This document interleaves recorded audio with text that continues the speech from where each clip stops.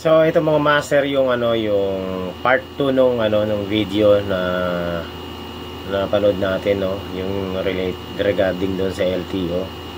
So ito pinasa ulit sa ating yung kapwa natin vlogger. Hindi ko pa rin napapanood. So ito yung pinakamalapit na version ng video, no. Yung nakakuha dito lang sa tabi mismo nung nag-apprehend doon sa rider. So tingnan natin kung ano talaga yung mga sinasabi nila, tsaka tingnan natin kung ano yung bakit nagkaroon ng commotion. Okay, so in 5, 4, 3, 2, 1. Ayan, ito yung hinila siya sa motor, no?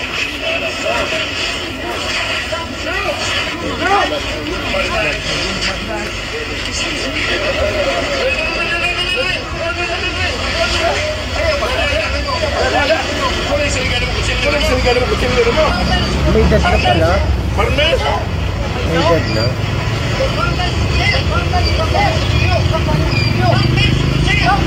So, farmer daw siya.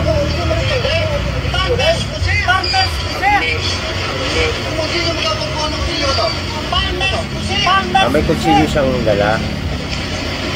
Nakuna ng kutsilyo. Pero sinasabi niya farmer daw siya.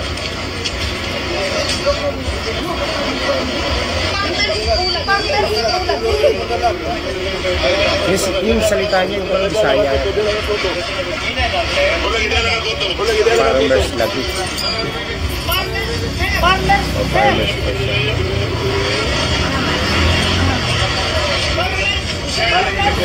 May dad na yung ina-upload.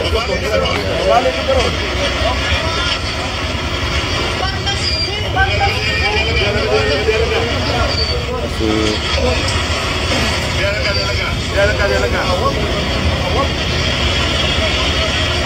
yung LTO na isa, napansin ko, gigil siya dun sa sa balian niya ng kamay ko. Nasasaktan na yun.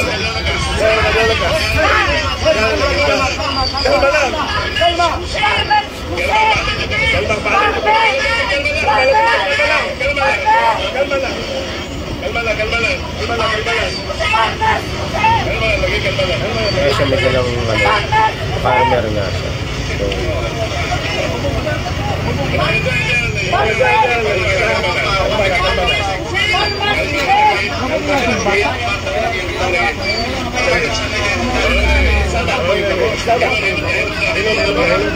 LTO parang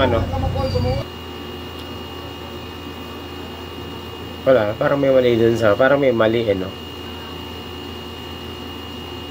Mga lang, lokal lang yata yan dun sa lugar. Siguro tama naman sinasabi ni kuya, no, farmer siya.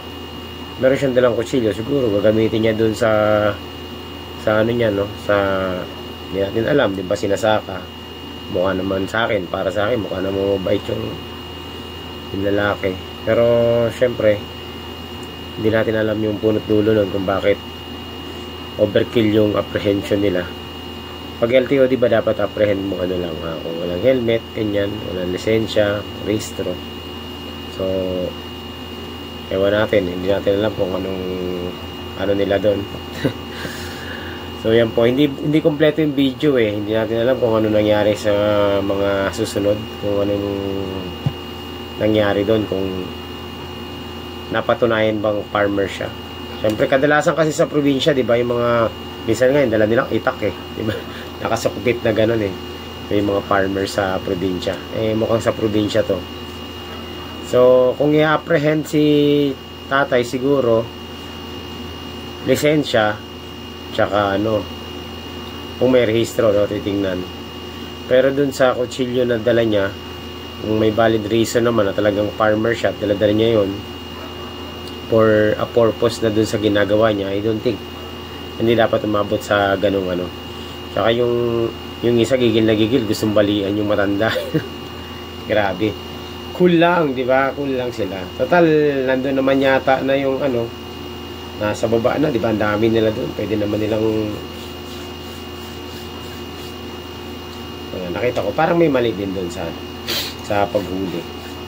Anyway, mga master, abangan natin kung anong susunod na kabanata dyan. Thank you sa panonood.